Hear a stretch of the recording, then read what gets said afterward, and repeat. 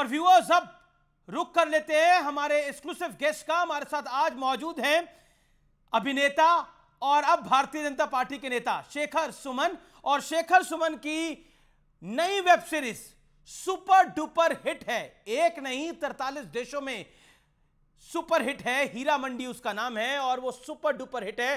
तो शेखर जी, एक hit web series और अब एक वो पॉलिटिकल पार्टी जो कि तीसरी बार हो सकता है देश के अंदर सत्ता बनाए, नरेंद्र मोदी हैट्रिक लगाए, तो ये सहयोग है या प्रयोग है?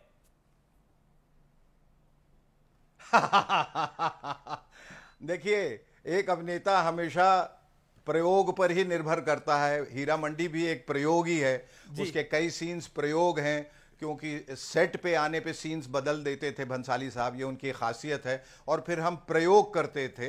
भारतीय जनता पार्टी में आना एक प्रयोग भी है, एक संयोग भी है, एक योग भी है जी। और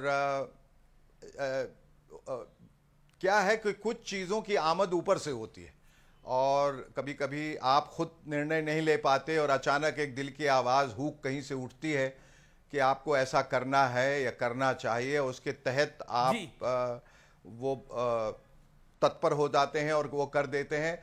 एक इंटरेस्टिंग फैक्ट है कि आपने 15 साल पहले बीजेपी के खिलाफ ही पटना साहिब में चुनाव लड़ा था और शत्रुघ्न सिन्हा साहब के खिलाफ चुनाव लड़ा था। जी, आप एक बात को दुरुस्त कर दूं, ये खिलाफ शब्द ना यूज करें। मैं किसी के खिलाफ नहीं था, ना मैं पार्टी के खिलाफ था, ना शत्रुघ्न सिन्हा के खिलाफ। ये तो एक कह लें कि ये एक तरीका है। ये इसी तरीके से, ये जैसे खेल में दोनों तरफ खिलाड़ी होते हैं लेकिन वो अपोनेंट्स होते हैं, वो दुश्मन नहीं होते, वो चूंकि खेल का एक रिवाज है उस तरह से। लेकिन शत्रुघ्न सिन्हा आपको शत्रुघ्न सिन्हा आपको दोस्त, शत्रुघ्न सिन्हा आपको दोस्त, आपको कितना दोस्त मानते हैं? उन्होंने जब आप मुझे लगा कि अलग है जी, और जब मैं इस तरफ था जी। हालांकि सच बात आपको बताऊं, आपको मैं बात को पूरा करने दीजिए कि मैं सच बात बताऊं कि इन दोनों में फर्क सिर्फ इतना है कि उस वक्त राजनीति ने मुझे चुना था जिसके लिए मैं तैयार नहीं था। इस वक्त मैंने ये रास्ता चुना है। फर्क ये है, उस समय मैं उतना परिपक्व भी नहीं था, फर्क ये, और वो परिपक्व नहीं था, वो मैं बस चला गया, पर यूं कहूंगा उससे बहुत कुछ सीख के आया। मैं उसे अपनी गलती नहीं कहूंगा, सीख कहूंगा कि उससे मैंने क्या सीखा कि मुझे क्या नहीं करना चाहिए, ये अच्छी बात है, चाहिए।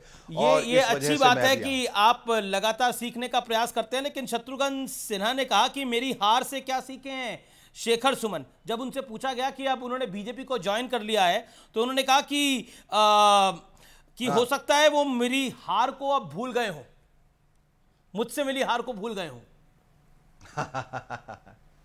देखिए, जिंदगी सिर्फ, देखिए मैं कुछ गलत नहीं कहना चाहता।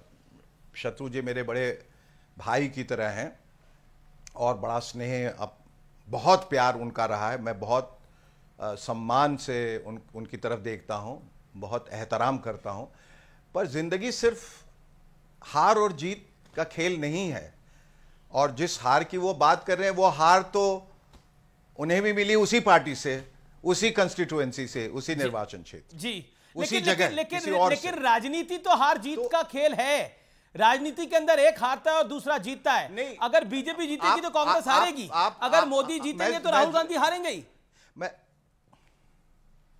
देखिए, वो तो आप राजनीति की बात कर रहे हैं, मैं जिंदगी की बात कर रहा था कि जिंदगी सिर्फ हार जीत का नहीं है ये खेल। मैं थोड़ा उसको फिलोसॉफिकली ले रहा हूं, चूंकि मैं एक्टर हूं, मैं कोई इतना हार्डकोर पॉलिटिशियन नहीं हूं, और बीजेपी में आने की वजह राजनीति से ज्यादा जज्बात है।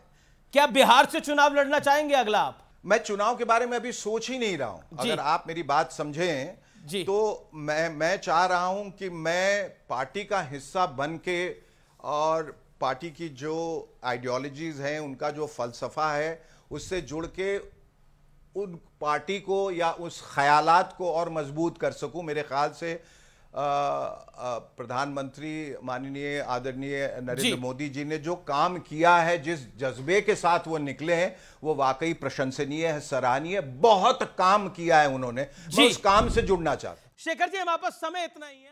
तेलंगाना में बहुत गृह मंत्री बहुत अमित शाह ने शुक्रिया